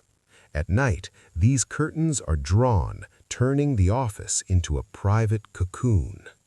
The world outside is vast and noisy, but inside the Oval Office, there is only the quiet. The thick glass acts as a barrier, not just against danger, but against the passage of time. Consider the clock on the mantelpiece. Many presidents choose to have a historic clock in the room, its rhythmic tick-tock providing a steady heartbeat to the day's crises. In the middle of the night, the ticking is the only sound in the West Wing. It is the sound of history moving forward, 1 second at a time. It reminds us that time is the one thing even the most powerful person in the world cannot control. As you lie in your bed, imagine the imaginary ticking of that clock. It is slow, steady, and hypnotic. It is the pulse of the nation. The Oval Office is a room of textures. The cold marble of the fireplace, the soft wool of the rug, the hard oak of the desk, and the smooth silk of the curtains. Each texture adds to the feeling of solidity. This is a room built to endure. It has been through renovations and changes in decor, but its essence remains the same. It is the inner sanctum. Imagine yourself sitting in one of the yellow or blue sofas near the fireplace. The room is dim, the only light coming from the moon outside and the small lamps on the side tables. You feel a profound calm. This is the eye of the storm. As you fall deeper into sleep, let your eyes move to the symbols of the room fading into a soft blur. The eagle on the rug, the oak of the desk, and the bronze of the statues are all losing their form in the dark. The room is returning to its simplest state, an oval space of quiet. The history is still there, but it is resting. The decisions are on hold. The symbols are silent. You are a part of that silence. The solarium and the rooftop view. We leave the solemn, symbolic weight of the Oval Office and ascend once more past the grand second floor to the very top of the mansion. Tucked away on the 3rd floor, hidden from the sight of the tourists on the sidewalk and even most of the staff, is a room made of glass and light. This is the solarium. Often called the Sky Parlor, it is the most private and informal room in the White House. It is here that the architecture of power gives way to the intimacy of a home. Tonight, we climb the final staircase to this glass sanctuary where the only thing above us is the wide, open sky and the silent stars. Take a slow, deep breath and imagine the transition as you step into the solarium. The air here feels lighter, cooler, and carries the faint scent of the outdoor air from the rooftop promenade. Unlike the heavy mahogany and silk of the floors below, the solarium is a place of wicker furniture, bright cushions, and panoramic views. It was added during the Coolidge administration and expanded by the Trumans, designed to be a sun-drenched retreat for the first family. At night, however, it becomes a dark, transparent lantern. The windows wrap around the room, offering a 360-degree view of the city of Washington, which glows like a field of fallen stars in the distance. Breathe in the quiet of the heights. Visualize the room at midnight. The moon is reflected in the large glass panes, creating a soft, silvery glow that fills the space. This is where the President and the First Lady go to have a private conversation, to read a book, or to simply watch the clouds move across the Potomac. There is no protocol here. There are no cameras. It is a room of family life. Imagine the ghosts of presidential children who used this room as a playroom, the sound of their laughter long ago, now replaced by the steady, rhythmic hum of the building's ventilation. The furniture is comfortable and lived in. In the dark, the room feels like a treehouse built for the leaders of the world. As you drift deeper into sleep, move your mind out through the glass doors onto the rooftop promenade. This is the wide walkway that runs along the roof, hidden behind the stone balustrades of the north and south porticos. From the ground, no one can see you here. Imagine walking along this stone path. The The wind is stronger at this height, a cool Pacific breeze that has traveled across the continent to reach this roof. To the south, you can see the dark silhouette of the Washington Monument rising like a silent needle into the sky. To the north, the lights of Lafayette Square flicker through the trees. You are at the highest point of the house, standing on top of 2 centuries of history. Think about the silence of the roof. Down on Pennsylvania Avenue, there might be the distant sound of a siren or the hum of a car, but up here, it is muffled and far away. The roof is a world of its own. There are vents, antennas, and the massive flagstaff that holds the American flag. Imagine the flag at night illuminated by a spotlight, snapping softly in the wind. The sound is like a distant drum beat, thwack, thwack, thwack, a steady rhythm of the nation's presence. You are standing in the center of the roof, and the stone beneath your feet is solid and warm, having absorbed the sun's heat all day. The solarium has witnessed private history that the public never knew. This is where the Kennedys spent their final nights together as a family, and where the Reagans shared quiet dinners after long days of statecraft. It is a room of human scale. Imagine a small dining table in the corner of the glass room, a single candle burning low. The glass walls make you feel like you are floating in the night air. There is no barrier between you and the universe. The stars look closer here. They are the same stars that George Washington looked at from the banks of the river, and they provide a sense of infinite perspective. Now, visualize the top-floor kitchenette and the small rooms that house the staff who live on the 3rd floor. This level of the house is where the work ends and the rest begins. It is the attic of the presidency, filled with the things that make a house a home. There are bookshelves filled with novels, closets filled with coats, and the quiet sounds of a family ending their day. The solarium is the crown of the house. It is the place where the president is reminded that he is a person before he is a leader. As you lie in your bed, feel that same sense of being in your own sky parlor. You are at the top of your own world, safe and high above the noise of the day. Think about the Secret Service lookout points that are tucked into the corners of the roof. These silent guardians watch the horizon with high-powered binoculars and thermal cameras. They are a part of the roof's ecosystem, as still and as permanent as the stone chimneys. Their presence is a guarantee of safety. You do not need to watch, they are watching for you. The roof is a fortress, that the solarium inside is a sanctuary. It is the perfect balance of security and peace. As you fall deeper into sleep, imagine the solarium's glass walls slowly becoming dark as the moon sinks lower.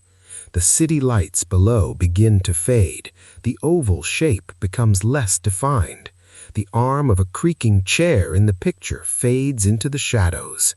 You are curled up on a soft sofa, wrapped in a heavy wool blanket. The sound of the wind outside is a soothing lullaby. The house below you is a mountain of stone, and you are resting on its peak. The history is beneath you, the future is above you, and the now is perfectly still. Breathe in the crisp, high-altitude air. Breathe out the last of your earthly thoughts. You are drifting into a sleep that is light and airy, like the clouds passing over the roof. The glass is cool. The stars are steady. The city is asleep. You are descending into a rest as vast as the horizon. Sleep now, as the image of the moonlit roof and the glass sky parlor fades into a soft, dark blur. In the next part, we will explore the White House Library and the map room, the places where the records of the past and the maps of the future are kept in the silent dark. But for now, there is only the quiet. There is only the dark. There is only sleep. The library and the map room's secrets. We descend now from the airy, glass-walled heights of the solarium traveling back down to the ground floor, where the air is cooler and the walls are thick with the scent of old paper and history. We are entering two of the most intellectually dense rooms in the mansion, the library and the map room. These are not rooms of grand balls or political theater. They are rooms of records, research, and quiet strategy. In the middle of the night, these spaces feel like a sanctuary for the mind, a place where the noise of the world is replaced by the silent wisdom of 10,000 pages. Take a slow, deep breath and visualize the White House Library. The walls are paneled in dark, warm wood recycled from the 1817 timber of the house, giving the room an immediate sense of age and stability. The shelves are packed with a specially curated collection of American literature and history. Imagine the room at midnight. A single brass lamp glows on a side table, casting long shadows across the spines of the books. This room was once a laundry room in the 1800s, but today it is a temple of thought. Feel the silence here. It is a heavy academic silence. The books do not just sit on the shelves. They act as a thermal layer of knowledge, insulating the room from the chaos of the outside world. Breathe in the scent of aged leather and cedar. As you drift deeper into relaxation, think about the secrets hidden within these books. Many are rare editions, some with handwritten notes in the margins from past presidents. Imagine a leader sitting in one of the wingback chairs in the dark, seeking an answer from a historian who has been dead for a century. In this room, time is a circle. The problems of today are often the problems of yesterday, bound in leather and gold leaf. The library provides a sense of continuity. It tells us that we have been here before and that we have found a way through. Now, move across the hall to the map room. This room is a window into the world as it was and as it could be. During World War II, this was the most secret room in the entire United States. It was the president's private war room where Franklin D. Roosevelt tracked the movements of armies and fleets across the globe. Imagine the room in 1944. The walls were covered with massive maps, pinned with colored markers representing millions of lives. The air was thick with the smoke of cigarettes and the tension of a world in the balance. But tonight, the map room is different. The maps on the walls are now historical artifacts, their colors softened by time into shades of cream, blue, and sepia.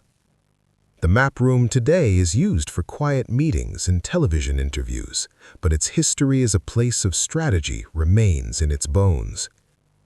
Imagine standing in the center of the room in the dark. The maps show the outlines of continents and the vastness of the oceans. They remind us that the White House is not just a building in a city, but a node in a global web. Visualize the intricate lines of the old maps, the way they trace the curves of the coastlines and the peaks of the mountains. There is a strange mathematical peace in a map. It takes the chaos of the world and turns it into a flat, understandable surface. As you drift closer to sleep, think about the secret documents that once lived in this room. There was a time when even the First Lady was not allowed to enter this space. It was a vacuum of security. Now that intensity has faded into a gentle historical hum. The room is furnished with beautiful Chippendale furniture and a rare 18th century clock. Listen to the clock's steady tick-tock. It is the sound that has survived wars and peace alike. It is the sound of the world continuing to turn regardless of the maps we draw upon it. Think about the hidden safes and the secure communication lines that are still tucked behind the wood paneling. Even in its current peaceful state, the map room is ready to return to its role as a command center at a moment's notice. This dual nature, the library of the past and the map of the future, is the essence of the ground floor. You are standing at the intersection of what has happened and what is yet to come. It is a place of perfect perspective. You feel balanced, grounded, and incredibly safe. Now, visualize the library and the map room. They are the two halves of a brain. One remembers, the other plans. In the dark, they are at rest. The books are closed, the maps are still, the pens are in their holders, the leaders have gone to bed. The rooms are left to the ghosts of the scholars and the strategists. Imagine the soft moonlight hitting the polished floorboards, creating a path that leads from the records of the past to the possibilities of tomorrow. You are walking down that path now in your mind. Every step takes you further away from the stress of your own life and deeper into the quietude of history. You are surrounded by the thoughts of the greatest minds and the maps of the widest worlds. There is nothing you need to solve tonight. There are no maps you need to follow. You are exactly where you need to be. The kitchens and the art of the state dinner. We transition now from the silent world of maps and books to a place that, even in the dead of night, seems to hum with the phantom energy of 1,000 feasts. We are entering the White House kitchens. Located on the ground floor, this is the engine room of the mansion's hospitality. While the staterooms above are designed for the eyes, this world is designed for the senses. It is a place of copper, steel, white tile, and a history that can be tasted. Tonight, we walk through the pristine, quiet workspace where the art of the state dinner is perfected, and we uncover the secret traditions of the chefs who feed the world's most powerful leaders. Take a slow, deep breath and visualize the main kitchen at 4 a.m. The vast surfaces of stainless steel are polished so brightly they reflect the dim emergency lights like a dark, silver mirror. The room is cavernous and cool. Hundreds of copper pots and pans hang from overhead racks, their bottoms worn smooth from decades of heat, their handles gleaming like old gold. In the silence, you can almost hear the rhythmic, ghostly sound of a chef's knife against a wooden board. Tap, tap, tap. This kitchen never truly sleeps, it only pauses. The air carries a very faint, lingering scent of rosemary, clarified butter, and the sweet, yeasty aroma of the morning's first rising dough. Breathe in that warm, comforting scent. As you drift deeper into relaxation, imagine the pastry shop located just off the main kitchen. This is where the famous White House gingerbread houses are built and where intricate sugar sculptures are carved for state arrivals. Visualize the marble countertops, which stay naturally cool to the touch, perfect for rolling out delicate puff pastry or tempering dark chocolate. In the dark, the pastry shop feels like a laboratory of sweetness. There are rows of silver whisks, tiny gold leaf flakes, and jars of vanilla beans from distant islands. The precision required here is absolute. It is a place where food becomes architecture. Now, think about the state dinner, the ultimate expression of American diplomacy. A state dinner is a choreographed ballet involving hundreds of people. While the president sits in the state dining room above, a literal army of chefs, stewards, and servers is working beneath him with the timing of a Swiss watch. Imagine the service ramp, a hidden incline that allows servers to move quietly and quickly from the kitchens to the dining floor. Visualize the silver room, where the massive collection of presidential silver is kept. Thousands of forks, spoons, and knives, some dating back to the time of the 1814 Reconstruction, are hand-polished until they shine with a lunar glow. In the middle of the night, this silver sits in felt-lined drawers, a silent treasury of elegance. As you drift closer to sleep, consider the personal chef's office. This is where the private preferences of the first family are kept. Some presidents loved simple comfort foods, meatloaf or cottage cheese, while others had a taste for the most refined French cuisine. The kitchen must be able to switch from a five-course gala for a king to a late-night grilled cheese sandwich for a tired president in a matter of minutes.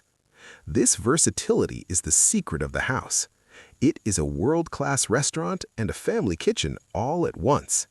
Imagine the small handwritten notes tucked into recipe books. Less salt for the general, or the first lady prefers extra mint. These tiny details are the threads that make the house a home. Think about the wine cellar tucked into the coolest part of the basement. The racks are filled with the finest American vintages, resting in the dark at a constant temperature. The bottles are dusty, their labels recording the passage of decades. Each bottle is a silent witness to a toast made in the rooms above, toasts that marked the end of wars, the signing of treaties, or the welcoming of new allies. Imagine the stillness of the cellar. The air is damp and earthy. There is no vibration here, no noise, just the slow, quiet aging of the wine. It is a place where time is measured in years, not seconds. Now, visualize the flower shop again, which works in tandem with the kitchen. As the chefs prepare the flavors, the florists prepare the scents. Huge buckets of lilies, peonies, and eucalyptus sit in the dark, their stems drinking deep from the cold water. The combination of the kitchen's savory aromas and the florist's floral perfumes creates the unique scent of the White House, a smell that many visitors remember for the rest of their lives.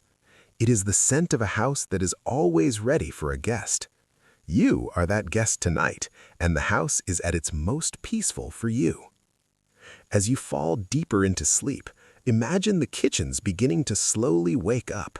A single light flickers on. A large silver kettle begins to hiss. The smell of roasting coffee beans starts to drift through the halls. But you are not part of the morning rush yet. You are in the quiet hour before the work begins. You are resting on the silver-polished surfaces of your own mind. Everything is clean. Everything is organized. Everything is in its place. The copper is still. The silver is tucked away. The ovens are cool. Feel the deep, nourishing silence of the ground floor. The kitchens are a fortress of sustenance. They represent the care and the labor that goes into maintaining the dream. You are being cared for by the silence. You are being fed by the peace. The house is ready to serve you the gift of a perfect night's sleep.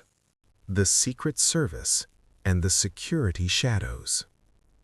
We shift our focus now from the tangible world of kitchens and silver to the intangible shield that surrounds the mansion. We are entering the realm of the security shadows. In every grand room we have visited, in every secret tunnel we have explored, there is a silent presence that most never see. The United States Secret Service does not just guard a person, they guard the very air within these walls. At night, when the tourists are gone and the gates are locked, the security of the White House transforms into a sophisticated, invisible web of light, sound, and technology. Tonight, we walk among the shadows, finding peace in the absolute protection that envelops the house. Take a slow, deep breath and visualize the Joint Operations Center hidden somewhere within the complex. This is the brain of the security system. Imagine walls covered in monitors, glowing with the infrared heat signatures of the grounds. While the world sees a quiet lawn, the sensors see a grid of energy. Every blade of grass, every branch of the Jackson magnolia is accounted for. There are lasers that crisscross the hallways, invisible to the human eye, creating a digital fabric that nothing can touch without being noticed. In the middle of the night, the only sound in this room is the low, rhythmic hum of the servers and the soft, calm voices of the agents on the midnight shift. It is a world of total awareness, and in that awareness, there is a profound stillness. Breathe in the cool, electronic quiet. As you drift deeper into relaxation, imagine the uniformed division officers moving through the shadows of the north portico. They move with a silent, measured pace, their boots making no sound on the stone. They are the human sentries blending into the darkness. To them, the White House is not a museum or a palace, it is a perimeter. They know the creak of every floorboard and the rustle of every bush. Imagine the sense of security they provide, a circle of constant vigilance that allows the family inside to sleep without a single worry. You are within that circle tonight. The shadows are not there to hide secrets, they are there to hold the peace. Now, think about the rooftop snipers and the technical security teams. High above the solarium we visited earlier, there are figures who watch the horizon and the sky. They use thermal imaging and acoustic sensors that can hear a whisper from hundreds of yards away. The White House is the most monitored square mile on the planet. Even the air is tested every few seconds for the slightest change in chemistry. Visualize the equipment, black, silent, and precise, pointing toward the stars. This is the Iron Shield. It is a technological cocoon that filters out the dangers of the world, leaving only the quiet night for the inhabitants. Feel the weight of that protection. It is a heavy, invisible blanket that keeps the chaos of the outside world far, far away. As you drift closer to sleep, consider the canine units resting in their quarters. These elite dogs and their handlers have a bond that transcends words. During the night, they patrol the iron fences, their keen senses picking up scents and sounds that no human could ever detect. Imagine a Belgian Malinois sitting perfectly still in the shadows of the south lawn, its ears twitching at the sound of a distant cricket. These animals are the living, breathing extensions of the house's defense. They are calm, disciplined, and utterly focused. Their presence adds a layer of natural, ancient protection to the modern high-tech system. Think about the plainclothes agents who stand outside the president's bedroom door. They do not move. They do not speak. They are like the stone statues in the hallway, part of the architecture itself. They have mastered the art of being invisible while being present. Imagine the hallway in the dead of night, the long red-carpeted corridor of the second floor. A single agent stands in the dim light, a sentinel of the door.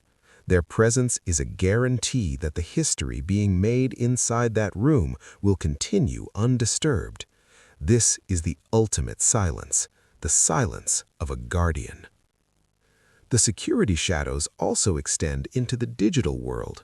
Deep in the basement levels, there are rooms where agents guard the nuclear football and the encrypted communication lines that connect the president to the rest of the world. Even in the middle of the night, the line is open.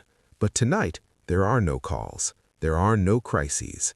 The line is just a steady, silent connection to the rest of humanity. The security of the house is a bridge between the intense pressure of the day and the absolute rest of the night. It is the wall that allows the dream to happen. Now visualize the entire White House grounds as a glowing, protected orb in the center of the dark city. From the sky, it looks like a white jewel, but from the perspective of the shadows, it is a fortress of sensors and souls.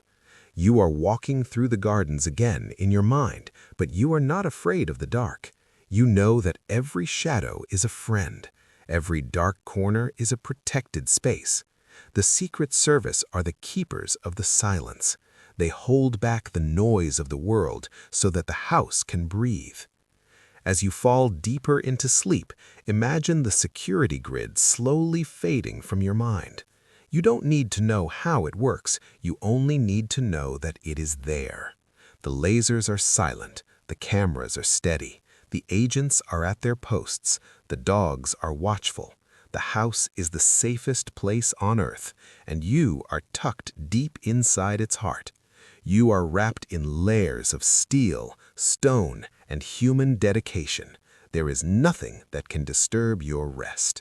The Machines of State, Air Force One, and the Beast.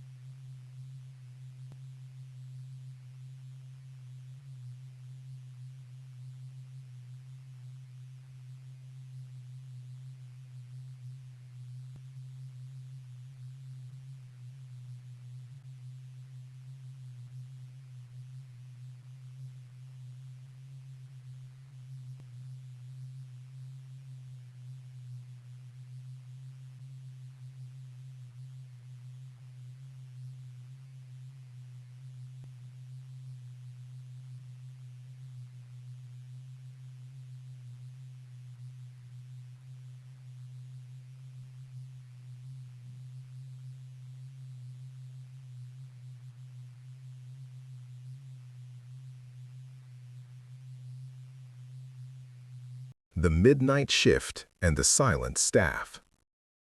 While the president sleeps and the great machines of state sit silent in their hangars, the White House itself remains a living, breathing entity. It is never truly empty. Even in the deepest hours of the night, between 2 and 4 in the morning, a small, dedicated group of people moves through the halls like ghosts of service. This is the midnight shift. They are the ushers, the curators, the clockwinders, and the maintenance teams who ensure that when the sun rises, the house is perfect, as if by magic.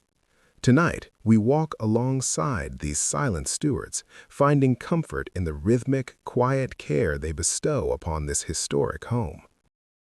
Take a slow, deep breath and imagine the resident's usher's office on the ground floor. The lights are dimmed, and the computer screens glow with a soft, steady hum.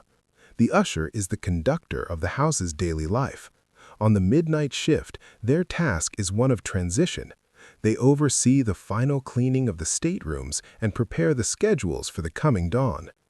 Visualize an usher walking through the cross hall with a soft, measured tread. They carry no heavy tools, only a keen eye for detail.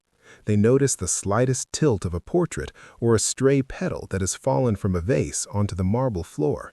Their work is the art of perfection in silence.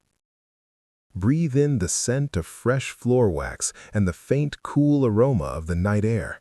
As you drift deeper into relaxation, think about the clockwinder. The White House is home to hundreds of historic clocks, French clocks, grandfather clocks, and delicate mantle timepieces. Many of these are mechanical and require a human touch to keep the pulse of the house beating. Imagine a man in a quiet suit standing before a tall, ornate clock in the green room. He opens the glass face with a tiny silver key.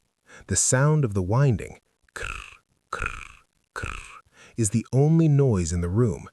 He sets the time with the precision of a surgeon. For a moment, the past and the present are synchronized. The ticking is a hypnotic lullaby, a steady heartbeat that has continued through 2 centuries of change. Now, move your mind to the White House florists. Deep in the basement, in a room filled with the scent of cut stems and cold water, the floral arrangements are being refreshed. The flowers used in the staterooms are changed frequently to ensure they never show a sign of wilting. Imagine a florist carefully replacing a single white lily in a massive bouquet destined for the blue room. Their hands move quickly and gently. They are creating beauty that most people will only see for a few seconds, but in those seconds, it must be flawless. The flowers are the house's way of breathing. In the dark of the night, these blossoms are reaching out, filling the empty rooms with a fragrance that is both ancient and new. As you drift closer to sleep, consider the midnight maintenance crew. These are the people who fix the things that cannot be fixed during the day. They repair a loose floorboard in the East Room or touch up the white paint on a baseboard in the state dining room. Imagine a painter with a tiny brush carefully dabbing a microscopic chip on a doorframe. They work by the light of a small handheld lamp, their shadows dancing on the high walls. This is a labor of love. They are the guardians of the house's physical body. They ensure that the wear and tear of history is repaired before it can even be noticed. In their hands, the house is always young, always pristine. Think about the midnight stewards in the kitchen areas. They are not preparing a 5-course meal, but they are ready. They polish the silver coffee carafes and set out the trays for the early morning breakfast. They move with a grace that comes from years of service, their white gloves ensuring that no fingerprint ever touches the polished surfaces. There is a profound dignity in this quiet preparation. It is the foundation of the house's hospitality. Everything is made ready so that the leaders of the world can focus on their work. You are benefiting from this same readiness tonight. Your bed is made, your room is dark, and the world is being prepared for your morning. Now, visualize the curatorial staff who might be working late to document a new acquisition or check the humidity levels in the china room. They treat every chair and every plate as a sacred relic. They move through the dark rooms with flashlights, checking the condition of the silk wallpapers and the velvet drapes. To them, the house is a museum that people happen to live in. Their presence is a guarantee that the treasures of the past will be available for the children of the future. The house is a vault of memory, and they are its librarians. The midnight shift is a time of deep, focused labor that requires no audience. It is service in its purest form. Imagine the executive residence staff sitting for a moment in the staff dining room, sharing a quiet cup of coffee before returning to their rounds. There is a sense of camaraderie in the dark. They are the small community that keeps the large institution alive. Their voices are low, their laughter is hushed. They are the heartbeat of the house when the world thinks it is asleep. As you fall deeper into sleep, imagine the work of the midnight shift coming to an end. The clocks are wound and ticking in unison. The floors are polished to a mirror shine. The flowers are fresh and fragrant. The silver is gleaming. The house is a perfect, silent stage waiting for the curtain to rise on a new day. You are the only spectator of this perfection. You can rest easy knowing that every detail of the world is being tended to by expert hands. We return now to the architectural mysteries of the mansion, focusing on the clever deceptions and silent shortcuts built into the very walls. To the casual observer, the White House is a collection of grand, static rooms, but to those who live within its limestone embrace, it is a puzzle of hidden hinges, disguised panels, and secret verticalities. The house was designed to provide the president with something more valuable than gold, the ability to move through his own life without being seen. Tonight, we explore the hidden doors and presidential passageways, the secret architecture of privacy that allows a leader to vanish into the shadows of history. Take a slow, deep breath and visualize the Oval Office once more. To your right, there is a large, ornate bookcase filled with leather-bound volumes. It looks as solid and permanent as the floor itself. But imagine a staff member reaching for a specific inconspicuous book or a hidden latch. With a silent, well-oiled glide, the entire bookcase swings inward. Behind it lies a narrow, dimly lit corridor.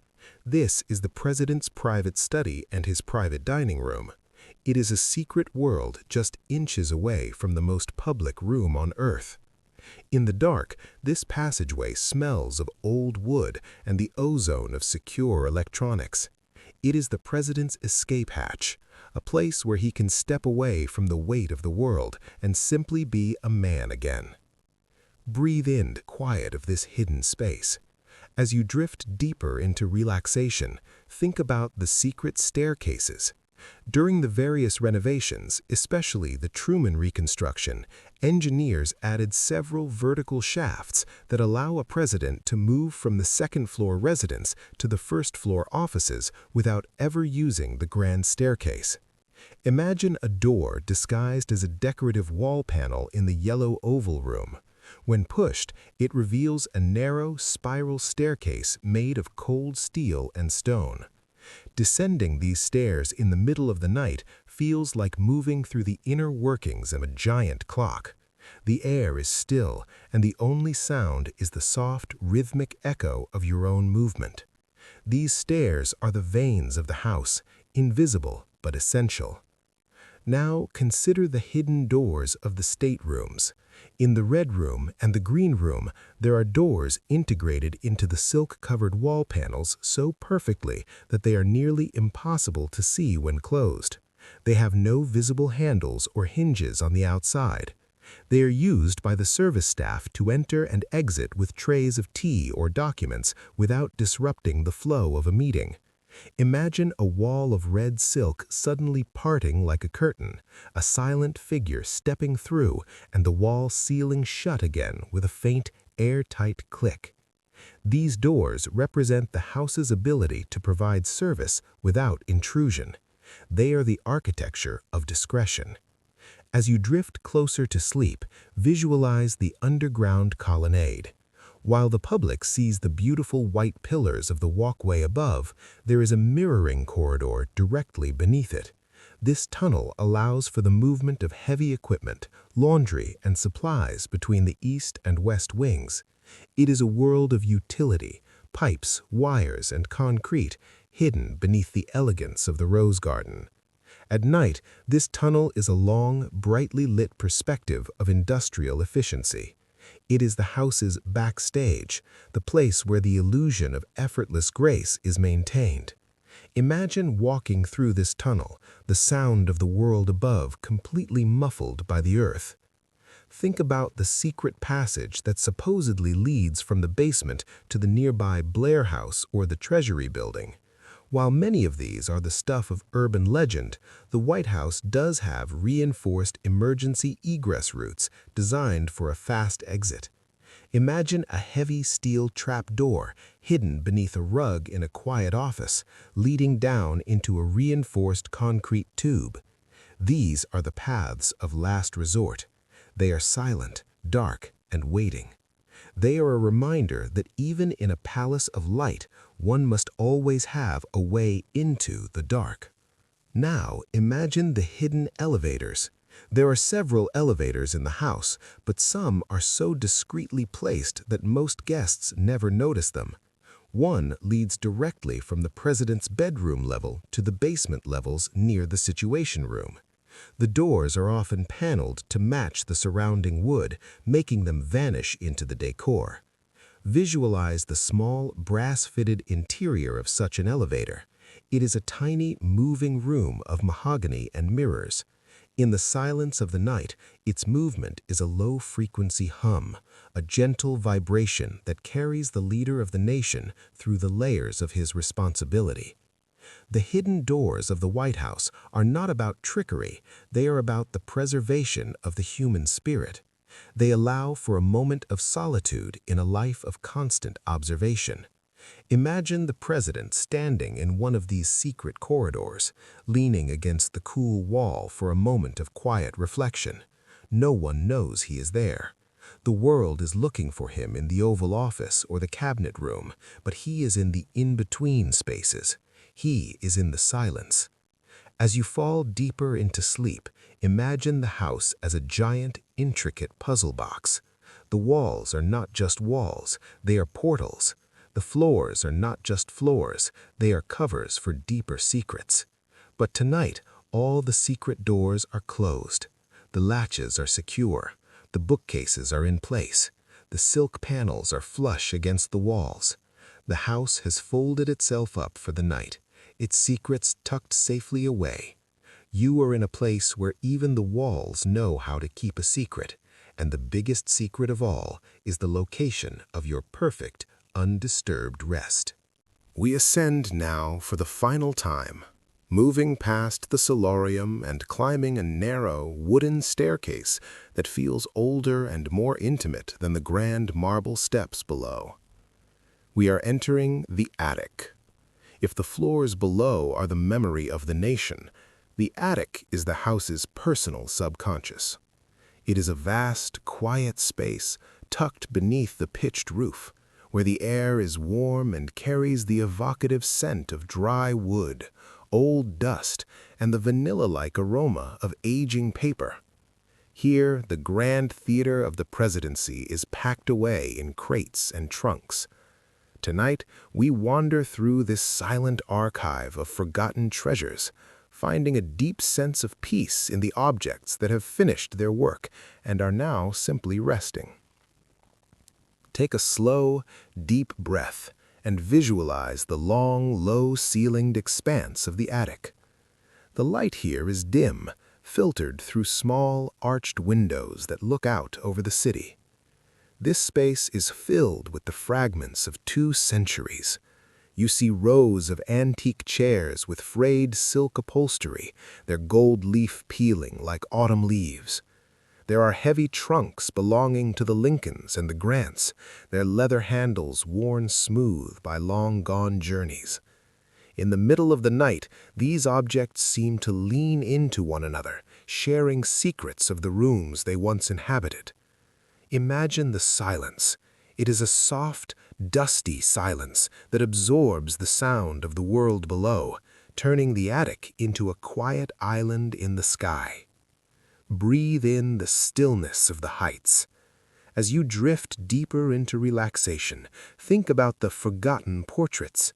Not every painting in the White House collection can be on display at once. In the shadows of the attic, there are portraits of forgotten diplomats, minor officials, and landscapes of an America that no longer exists. They lean against the brick chimneys, their painted eyes looking out into the dark. There are also boxes of state gifts, intricate silver bowls, carved ivory, and hand-woven rugs from leaders of nations that have since changed names. These objects were once the center of grand ceremonies, but now they are at rest, their stories preserved in the cool, dry air. Now, consider the architectural ghosts of the house. In the corners of the attic, you might find a discarded mantelpiece from the 1800s, or a section of the original timber scorched by the British fire of 1814. These are the bones of the house. Imagine touching the rough, charred wood of a beam that survived the burning of Washington. It is cold and solid, a reminder that the house has endured the unimaginable. The attic is a place where the passage of time is visible. Unlike the pristine rooms below, the attic allows itself to age. It is a place of honesty, where the wear and tear of history is not hidden, but held in a gentle embrace. As you drift closer to sleep, visualize the storage of the eras. Each administration leaves something behind. There are boxes of inaugural programs, old-fashioned telephone switchboards, and the heavy black typewriters used by the secretaries of the 1940s.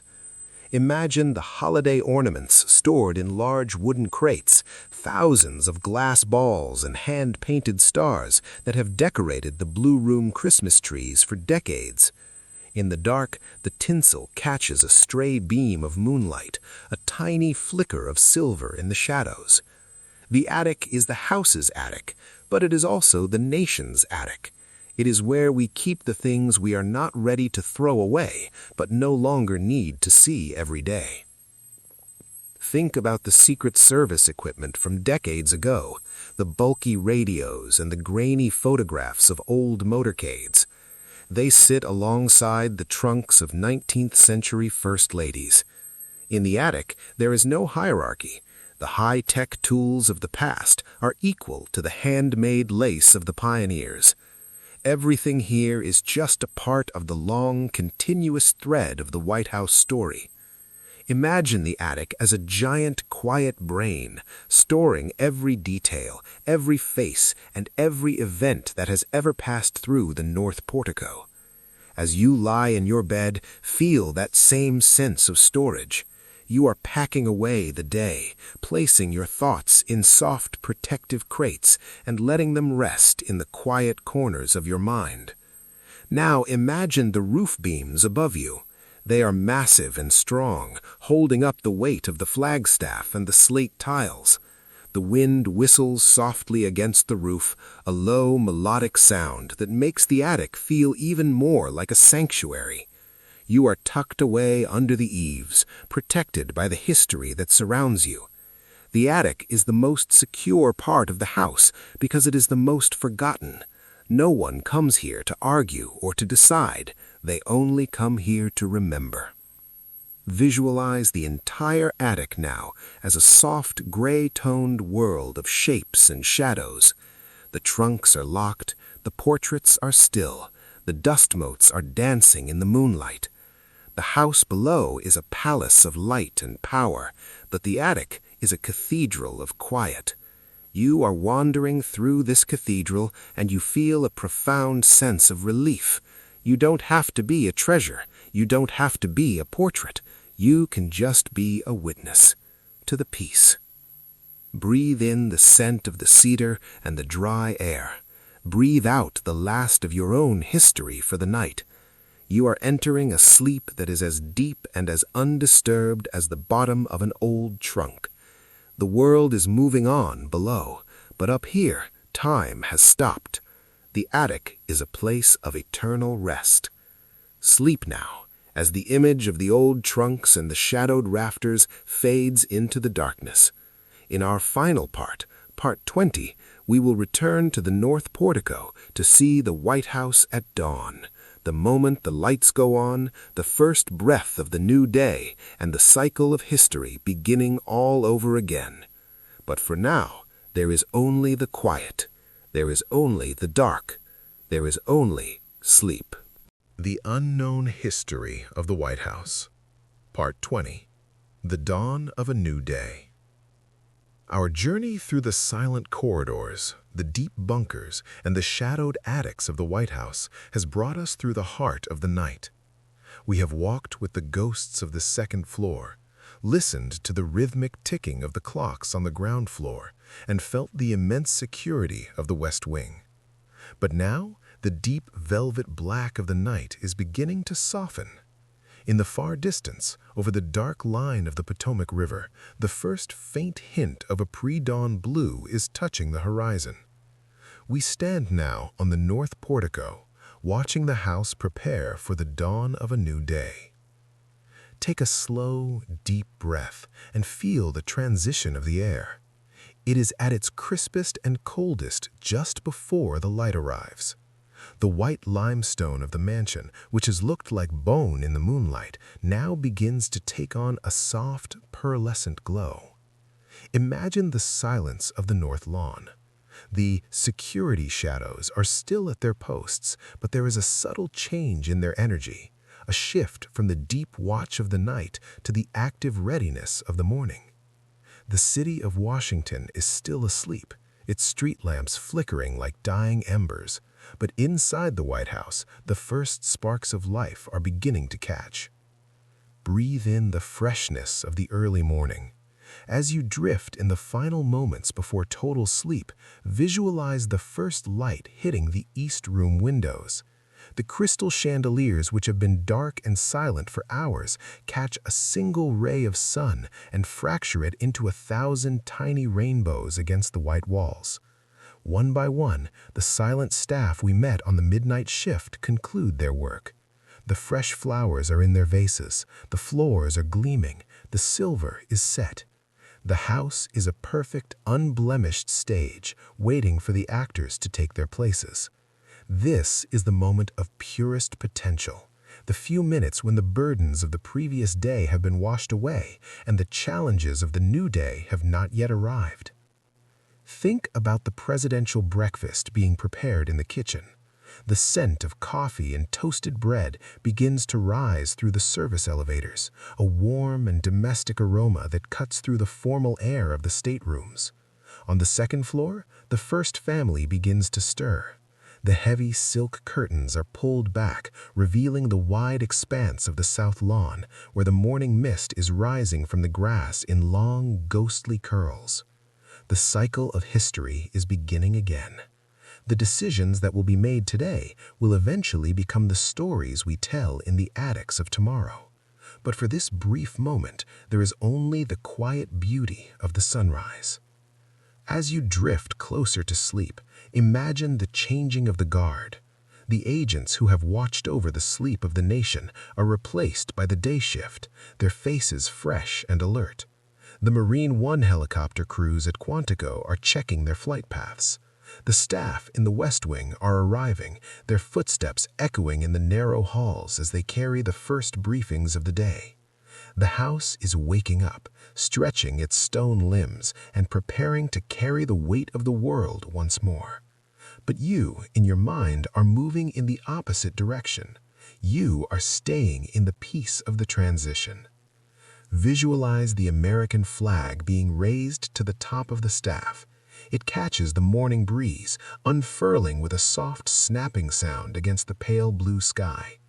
It is a symbol of continuity, of a house that has survived fire, reconstruction, and the slow passage of centuries. The White House is not just a building, it is a living promise that the sun will always rise and the work will always continue.